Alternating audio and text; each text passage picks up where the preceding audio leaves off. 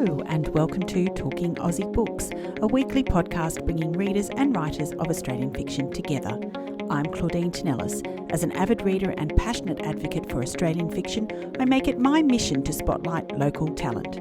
So if you're looking for your next read or simply want to learn more about the Australian literary scene, this podcast is for you. Grab yourself a cuppa, sit back and relax. When I think of some of the biggest names in Australian crime writing at the moment, many in fact belong to women, including my next guest, award-winning author Sulari Gentill. Sulari is a former lawyer turned writer who lives at the foothills of the Snowy Mountains, where she writes books and grows French black truffles. Sulari is the author of 10 novels in the Rowland Sinclair Mysteries, a series of historical crime novels set in the 1930s, along with a fantasy series and a few standalone novels. Sulari's work has been shortlisted for a number of prestigious awards, including the Commonwealth Writers' Prize, the Davitt Awards, the Ned Kelly Awards, and an ARBIA. She in fact won the Davitt Award for Best Crime Fiction in 2012 for her novel A Decline in Profits, a Rowland Sinclair mystery, and later won a Ned Kelly Award in 2018 for her standalone novel Crossing the Lines. This year, Sulari is back with another standalone novel called The Woman in the Library. It was published in June by Ultimo Press after being published in the US. And listeners, this is one clever, twisty and gripping novel. If you're a fan of contemporary crime fiction and being blindsided by unexpected plot twists, then this is the book for you. I loved every moment I spent between the pages of this book and was severely disappointed when it ended. So I'm thrilled to have the chance to speak about it with Sulari on the podcast today. Welcome, Sulari. Oh, thank you very much, Claudine. Pleasure to be with you. I have to say that I was so impressed by this novel. Well, to say that I was impressed by this novel would be an understatement. The Woman in the Library was a page-turning, clever read, and knowing as I do that you don't plot and you write pretty much from start to finish made me feel equal measures of intense admiration and jealousy. But nevertheless, may I say congratulations. Oh, thank you very much. If it makes you feel better, writing the way I do has got its problems. It is a very precarious way to write. And until the novel is finished, you don't know that you can finish it, which is nerve-wracking for the last third of the novel. And there's always a point about 75% of the way through the novel where in every single one of my novels where I think, oh no, it hasn't worked this time. This is terrible. I can't finish.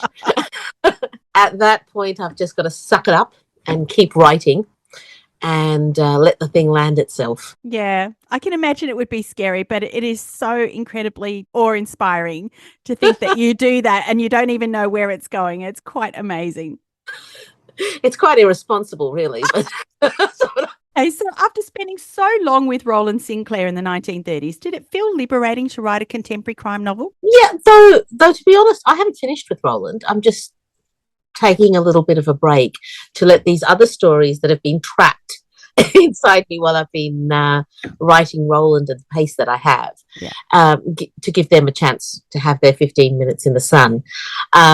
So it isn't that I felt liberated, because I haven't actually liberated myself from Rowland. I actually don't want to liberate myself from Rowland, but it is nice to actually take your mind to a different frame. So quite often the way I write, it's very intense, and I go deeply into the story and I live the story and I breathe the story.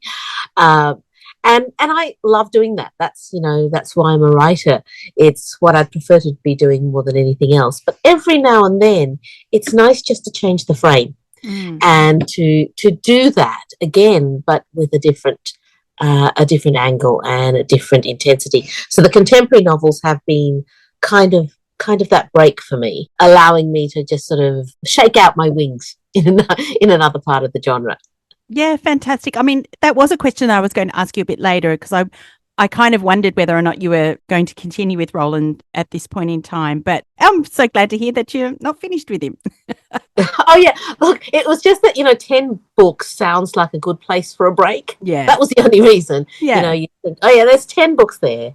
It's a good place for a break because I know once I start writing him again, I'll have to keep writing him. I can't just pop out one book every couple of years. Yeah. I just have to keep pick up that pace again. And so I sort of took the opportunity to go down a different path for a little ways and see what's there. Yeah, fantastic. So, The Woman in the Library, the structure of this book was so clever, I thought. A story within a story, if you will, with one of the narratives contained in a series of emails and letters. I was intrigued by the genesis of this story and how this impacted your decision to structure the story the way that you did. I was wondering if you could tell me more about that. It's much like the way I write. These things just pop up without a lot of planning. So I was writing the 10th Rowland Sinclair novel, and I had wanted to write that novel set in the US, simply because US readers had embraced the series so warmly. I felt like I wanted to say thank you or to give them a nod by setting one book in their country. But the problem was that at the time I decided that, I hadn't been to America in decades. And I'd never been to the East Coast, really. So when I said my only visit had been to Texas, and so I was faced with a problem, because I didn't really at that time want to send Rowland to Texas, and I didn't know that I had seen much of Texas anyway to be able to write in it. But I had a friend, an American writer who was living in Australia, who I met at an event in Melbourne and had struck up a friendship with. And he was in Boston writing his novel, or his book, and researching it. So I emailed Larry and I asked him whether I could pick his brain while he was in Boston. And of course, with typical American largesse, he said, of course, whatever you need. I can look things up for you. I can go visit places for you. Yeah. That's no problem whatsoever. And that was fine, but I soon realized that Larry was a much better researcher than I am. So instead of just answering my questions, he would send me menus and suggestions of where people would eat, and maps, and then weather reports. And then he'd started taking photos of the sidewalks so I could see how the snow plows, put the snow up against them. And then one day there was a murder a couple of blocks from where he was staying. And he thought, Sulari's a crime writer. She'd be really interested in what an American crime scene looks like. So he took himself off down there after the body had been removed, and he took footage of this crime scene. So I'm in Australia, and I get this email from Larry, and I open it up, and there's a file attached. Open up the file, and out pops footage of what's obviously a murder scene. And my husband happened to be standing behind me at the time, and he said, gosh, I hope Larry's not killing people so he can send you research. and that was the genesis of this book. And so I had to finish the Rowland Sinclair novel. So I just sort of put it away and let it fester.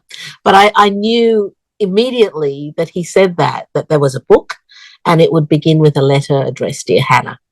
Wow, that's incredible. I love that. Okay, so we've sort of talked around the book for a little bit. So I wondered, for the benefit of listeners who haven't read it yet, if you could tell us a little bit more about The Woman in the Library. Sure. It's actually quite a difficult book to describe, because it's really a story within a mystery folded into the pages of a correspondence. So the book opens, as I said, with a letter addressed Dear Hannah, and that letter is from Leo, who is a fan of Hannah's, and Hannah is an established Australian writer. Leo is in Boston, and he's kind of a colleague and a fan. They've never met, but he's an admirer. In the beginning, he's wonderful. Everything you could want in a colleague and a fan. He's admiring, he's encouraging, he's warm, he's funny, willing to do research. But as the book progresses and you see more letters from Leo, there's a letter at the end of every chapter, readers start to realize that there's something a little bit dark about the man. For one thing, he seems to know a lot about murder.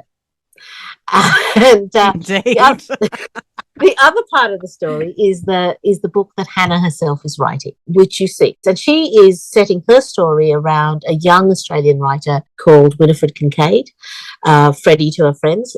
Freddie is in Boston to write her very worthy first novel under the auspice of a very prestigious fellowship. And she's sitting in the Boston Public Library when the book opens, in the reading room, because she's a writer. She's not actually writing anything. She's staring at the ceiling. And then she starts looking at the people at the reading room table around her, and kind of mind doodling, inventing stories, backstories for them. When a terrified, ragged scream shatters the silence. And of course, the security guards come out and tell everyone to stay seated, while they investigate. But they find nothing. There's no reason for the scream. There's no body. It's almost as if it came out of nowhere, disappeared into nowhere. But of course, it didn't. But in that moment of horror following the scream, Hannah and the three people at the table with her actually start talking to each other, and a friendship is founded, but one of them is a murderer. Mm-hmm. Yes. Very intriguing. I absolutely love this. So, Sulari, when I was reading this book, I had to keep reminding myself that the characters I was reading about in the main part of the narrative were characters in Hannah's story, and that we never actually hear Hannah's voice. In fact, we don't know much about Hannah except through her email correspondence with Leo. So I wanted to ask you, did it ever cross your mind to include responses from Hannah? Well, actually, to me, the story is Hannah's response. And I wanted to do that because I think if you want to know an author, if you really want to find out what makes them tick, read their work. That's where we put it. That's where we put our hopes and our dreams and our values. They're all there to be found out. And in fact, I think you can know an author more truly through their work than you can by talking to them or receiving a letter from them. So that's what I was trying to do. And I hope that even though we don't know the mechanics of what Hannah looks like or whether she has dogs or whatever, I'm hoping that by the end of the novel, by what advice she takes and what she does and what she writes, readers will have a good idea of who Hannah is as a person. Yeah, I think that's absolutely correct. I think that's exactly what happens. But I wondered if it was a conscious decision on your part not to have her respond to Leo's correspondence. Oh, well, as much as my decisions are conscious. So I had, as I said, I just write forward first, and I have no idea what's going to happen next. So I knew that the book would start with a letter addressed to Hannah. I wrote that letter. At the end of that letter, I thought, oh, okay, what happens now? Does Hannah respond? And I thought, no. Oh, well, maybe Hannah does respond, but I don't want to see what she responds with. I want to see the stories she writes after this letter. And then after that, Leo wrote another letter. And then the next thing, it seemed more appropriate that the response be in the next chapter of the story. So it wasn't, I suppose it was conscious in that I didn't do it in my sleep, but I don't know that it was a consideration as much as this feels right for the story. Yeah. Yeah, fantastic. This book is very writer-centric. Hannah and Leo are writers. Freddie and Kane are writers, one of the other people that was in the Boston Library. And what I loved was that you explored many of the traits and insecurities of writers in both of these storylines. I found myself laughing at some of their characteristics or the things they said or did that I'm sure will resonate with many of the writers out there, because it sure as heck resonated with me. So I wanted to ask you, was this something that you deliberately wanted to explore in the novel? Yeah, I did. I thought, if I was, because the novel was kind of a bit of a Russian doll, nesting doll thing with story within story within story. The other facet of that was writer within writer within writer. And so I wanted to explore that. I wanted to explore, and writers' brains are really openable in some ways. We can sort of crack them open and have a look in some ways more than other people, because that's what we do. We spill our hearts and brains onto the page at regular intervals and call them books. And so it seemed right for this story which really is a bit like, those watches that you can get that show you all the gears. That's what I was trying to achieve with this story, a story that showed you all the gears, but still worked as a story anyway. Yeah, absolutely brilliant. So friendship is another theme that you've explored at length in Hannah's book. The four protagonists in this story form a fast and really intense friendship out of the mystery surrounding the library murder. I'm a very cautious person and find those friendships difficult to comprehend, but it's not uncommon when people have been through a traumatic or life-changing experience, is it? No, that's usually, it's a sort of a bonding thing. So sometimes it doesn't have to be traumatic. Sometimes it's just particularly joyful, and it happens all the time. It happens very much when you're young, in your 20s. You're looking for your tribe, and bearing in mind that Freddie at this time is alone in Boston. So the first people who she meets as friends often but there's other times. I remember when my kids were little, simply meeting someone else with little kids was enough reason to be friends. there are reasons that friendships get made. Some of them are not about logic of this person has a lot in common with me. Sometimes it's just who's next to you at a time that something happens. I remember I lived in dorms when I was at university. And generally speaking, your closest friends would be the people in the rooms next to you. Now, those rooms were allocated at random. There was absolutely no reason why those people should be your friends. But proximity is a great bonder. And proximity in the midst of a crisis or time of heightened emotion is a particularly strong cement. Well, these four were pretty bonded within I would say days of meeting one another, hours even. Yeah. Now, you talked about it a little bit before, but I loved the way the tone of Leo's emails to Hannah change as the novel progresses. I mean, at first his tone is really complimentary and helpful. He's helping her navigate American terminology, and he's pointing out any glaring errors or sending her useful bits of information, as your own Leo did. Yes. Yes. Later, those emails became more sinister and definitely begin to blur the lines between fact and fiction. So why was this important to your story? Initially, it was just because it seemed like an interesting way to begin a novel. But I'm also quite interested in the relationship between readers and writers and fans and writers. We can't exist as writers without readers. And generally speaking, we love it when readers take our novels on so passionately, and as passionately as Leo took on Hannah's work. And generally, it's nothing but good. For the vast majority of readers, it's nothing but good. And particularly because, I've always believed that a novel exists not on the page, but in a funny sort of mind space between writer and reader. And between them, they have a unique novel. They have a unique version of what is written. It's like a dance where the writer leads, but the reader needs to dance as well. So you want that participation, you want that engagement. Every now and then, very rarely, but every now and then, you come across a reader who gets a little bit too engaged, and they either forget that the characters aren't real, or they forget that, because they've had you in their heads for so long, they forget that they haven't been in your head. And you don't really know them as well as they think they know you. It happens very rarely, but you occasionally get it. And it usually starts with an obsession with the book. So a reader who feels like they know your book better than you do. And knows your characters better than you do.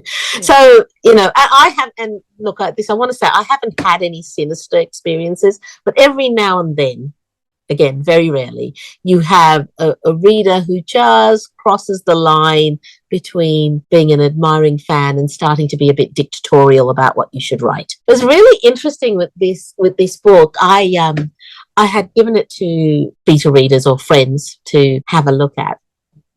And there was such a distinction between those who were writers and those who weren't. And the ones who weren't writers really loved Leo. They thought he was wonderful and helpful, and they were really shocked when things started to go south. The writers hated him from day one because he was telling her what to write. And I thought, wow. So it seems like the biggest sin for a writer, more than murder, is telling someone what to write. In the beginning, it was kind of helpful. His suggestions were helpful. But then it became, as you said, quite dictatorial. And it then bordered on really rather offensive. So the transition, and I think, maybe it was my writer's brain that was just going like, who does he think he is, this guy? I just thought it was hilarious. It was fun to write, and I need to tell people that my Larry is nothing like Leo.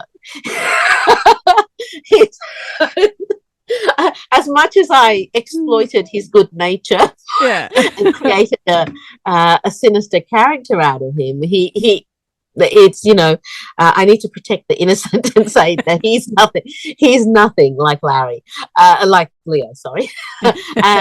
So look, it's one of those interesting things, and I know some of the readers who weren't writers, really were shocked when quite late in the book it became obvious that Leo wasn't everything he said he was. Yeah. Because they just thought he was lovely. The writers from page one, it's, oh my God, Sulari, this guy. Oh dear. Oh, I love that. Absolutely brilliant. Now, a couple of the things, so we'll stay with Leo for a little bit longer. A couple of the things that Leo became quite insistent about in his correspondence with Hannah is race, ascribing race to each of her characters, and COVID. So he feels quite passionate about the fact that Hannah doesn't really describe her characters sufficiently to know if they're black or white. And also she seems intent on ignoring the pandemic in her story. Two quite meaty topics that all writers today invariably grapple with. So I wanted to start first with race, Sulari. Do you think that Leo took issue with it because the story was set in the US? Yeah, I think he thought that, and look, it is an argument, and he's right about some things. In the US, what color your skin is affects your story arc, and it makes a difference. I think Hannah's argument was that it shouldn't. and if it does, having not ascribing colors to characters would actually wrong foot readers enough to make them think about it. And that's what she was trying to do. By refusing to ascribe race to characters, then what she was hoping was that readers would think, oh, is he black and white? Does that make a difference? Do I care? Etc. What Leo was saying was that, it's just not realistic in America, because if you were a black man, for example, walking into a police station is a different thing to if you're a white man. And he's right. But Hannah is approaching it from a different way. He gets a bit insistent about approaching it his way. And same thing with COVID. I mean, that was at the time I was writing this book, that was a prevailing concern amongst writers. What the hell do we do with COVID? And there's a problem with COVID in that it tends to abduct a narrative. You're writing about one thing, all of a sudden you've got to include COVID, the book becomes about COVID. There's also the problem of readers just not wanting to read about COVID anymore.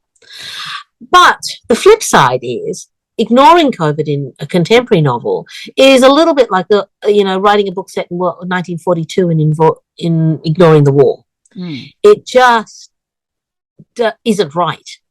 It isn't true. So you have those arguments sort of competing against each other and tearing writers apart as they decide, what are we going to do?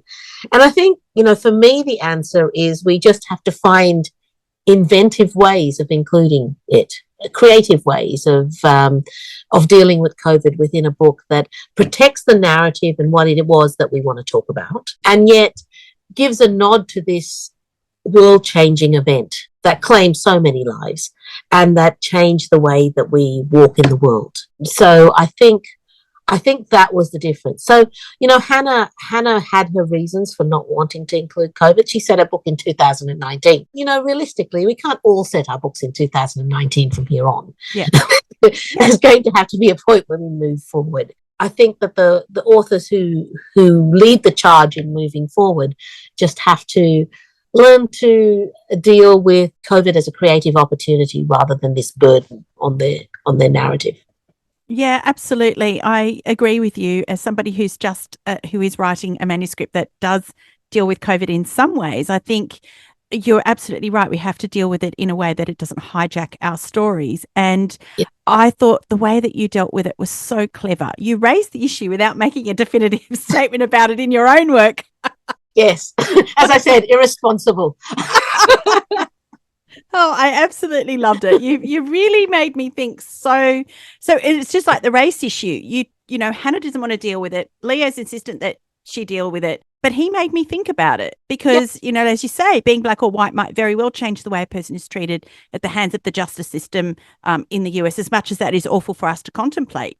It is a reality, just in the same way that COVID is a reality of life these days. And the other thing is, it's not even in terms of narrative arc. It's, that I know that there is a default to white with characters. So unless you state that a character is black or Chinese or Southeast Asian, everybody just assumes they're white. Unless you give them a particularly Asian name. It's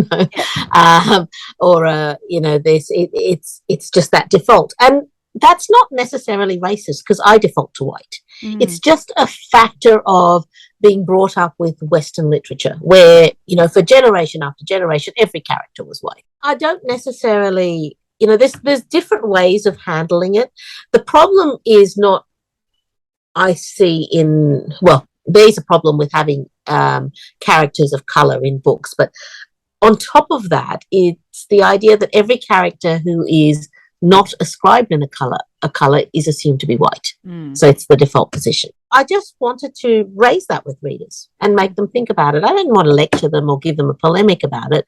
I just wanted to make them aware that perhaps they were defaulting to one or another.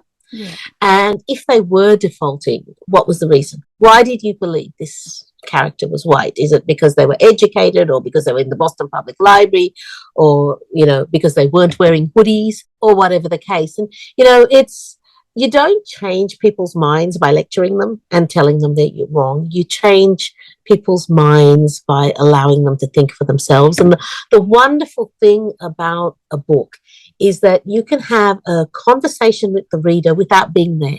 Yeah. So they get to make their decisions in complete privacy. And they get to talk to you, but do so in complete privacy. And I think that's a wonderful place for actually making people or asking people to think about things that they might not have otherwise. Sulari, we talked a little bit about the Rowland Sinclair Mysteries earlier, and, the fact that there's 10 novels in that, and that you haven't quite finished with Rowland, which is wonderful to hear. So I wanted to ask you, do you think that we'll hear more from Hannah and her cast of characters? Possibly not. No, I think I have been asked this a couple of times, but the thing about this novel is the novelty or the beauty of its structure. Doing it again is just a bit. It isn't something new. I'm just continuing the story that's in there. I kind of also like handing the story over to the readers at the end of it, allowing them to imagine what might have happened to these people. So at the moment, I have no plans. Of course, if someone picked it up for a Netflix series and said, Sulari, we need season 2, yeah, okay. You heard it here first. but until that happens, I haven't got any plans of writing a sequel to this book. And I've submitted, and there's other ideas that I have. There's lots of things bubbling that need attention. So I'm trying not to take a break from one series to start another series, then, I'm creating the same problem again. So I'm trying to use the break to get as many of these different ideas that I've had out there. Sulari, if there was one thing that you'd like readers to take away from this novel, what would it be? I think I would like them to walk away thinking about their own biases and to think about how they think about stories and the makers of stories and where stories live in relation to each other, but also in relation to themselves. And mostly I'd just like them to enjoy it. I'd like them to have a good time. They don't need to have a massive epiphany, but if they for a moment thought about where their defaults lie and how they imagine characters and why, and not that it's right or wrong. I don't ever want to tell anyone that what they imagine is right or wrong, but I'd like people to be a little bit aware of the fact that the imagination is suggestible as well, which is where writers live. We live in a place where we suggest things to people's imaginations. Having read a bit about you in preparation for this interview, I understand that your husband did most of your research for the Rowland Sinclair Mysteries. No, he did not. Don't give him that credit. Okay, so he did some of it. No. He didn't do that. He did no research at all. But he did have a wealth of knowledge in that brain of his because he's an historian, and this is his particular area of expertise that I picked. I picked over his brain to get bits in. And he directed me to certain books, but he didn't actually do it. He'd be appalled at the idea of him doing research for me. He had done research for his own purposes, for his thesis. And I just grabbed that and pulled it apart. The other thing is, I always say to historical fiction writers, far better than reading a book or looking at a thesis or reading articles is to talk to an historian, to actually sit there and discuss it with them. And, Michael and I argue about things that go on in the Rowland Sinclair series because, he's a historian. He will tell me what generally happens. And I'm always saying to him, but I'm not talking about a general man or an ordinary man. I'm talking about an extraordinary man. Yeah. And what I'm working in is it possible? Is it plausible? Doesn't mean that, 97% of people did it, but is it plausible that one person did it? So we have these incredible discussions and arguments about where the series can sit, and I approach it with a novelist's brain, and he approaches it as an historian. And out of that, we get the Rowland Sinclair series. I do have other historians who research for me. The thing about the Rowland Sinclair series, it captures people who are really interested in that era. Yeah. And so they'll send me things from libraries. I've got things from archives and so on. Oh, well, they're there, because they're Rowland Sinclair readers. They'll come across something and think, oh, Rowland might be interested in this, and they pack it off to me. Yeah, lovely. So dotted around New South Wales, I have historians working for me. I've lost count of the number of ex-lawyers I've spoken to on this podcast who've ditched their legal careers in order to write fiction, myself included. What is it, do you think, that lends a career in the law to writing? Why there's so many lawyers? Well, I think the thing about the law is it's a writing profession. You are taught to write, to choose your words precisely the first time, to say exactly what you mean, put it down quickly.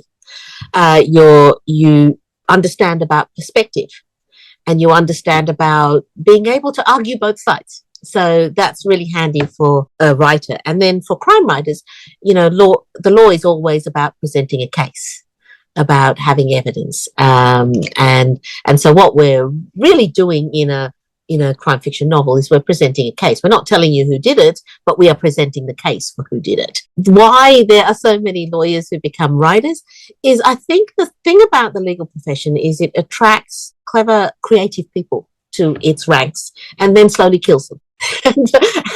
and so some of us jump to save our lives and we end up writing novels. Yeah, it does slowly kill you. And I don't think it's the law. I think it's the profession. It's the culture of the profession that slowly kills you, and strangles any creativity out of you. Yes, and the ironic thing is that the people who get accepted into law degrees tend to be creative. And I suppose there is something in the profession that requires a creativity about it, but it's not enough. It's just not enough. So you end up feeling like there's something else you should be doing. And that's the thing I felt through my entire law career. I wasn't unhappy in the law, but I felt like there was something else I should be doing, like I'd forgotten something. The whole time. And it wasn't until I started writing that I realized, oh yeah, that was it. That was what I should have been doing all along. And I think that's it. When I was a lawyer, I remember so many of us had manuscripts or paintbrushes or film scripts in our bottom drawer. Everybody seemed to need something else, and seemed to be aiming for something else. But years ago, I did a session at the Sydney Writers' Festival with Sharmini Flint, and the session was called Once Were Lawyers. And so Sharmini's an ex-lawyer as well.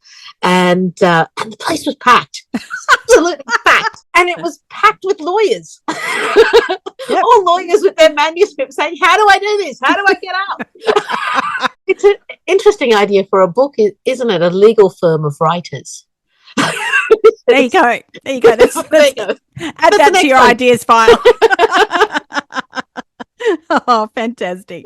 Sulari, given your prolific output over the last decade, I wondered if you had any tips to offer aspiring authors out there. This is going to sound awful. People are going to object to this, but I will say it because I do think it often. Remember that it's not brain surgery. Nobody's going to die if you get the adverb in the wrong place. So, I think a lot of people are absolutely frozen by this need to be perfect or to write something that's going to win the Miles Franklin or whatever. And, do your best. We all try to give readers the best novel that we can. That's not what I'm arguing for. But I just think that sometimes we get a little bit carried away about the importance of it or the life and deathness of it. If you go to speak in the end, what we're doing is we're telling a story. we're making stuff up. And if you hold on to that joy and playfulness of making stuff up, you don't get frozen by the heaviness of being a novelist. I would say just remember, you're not, if you start writing, if you get it wrong, and if you get it wrong and it manages to slip through all your drafts and all your editors, it's still not going to kill anyone. So relax and just write. The other thing I try to tell people is try and look at your work. I know we're all trained to be really critical, and the critical eye is really important when you're writing.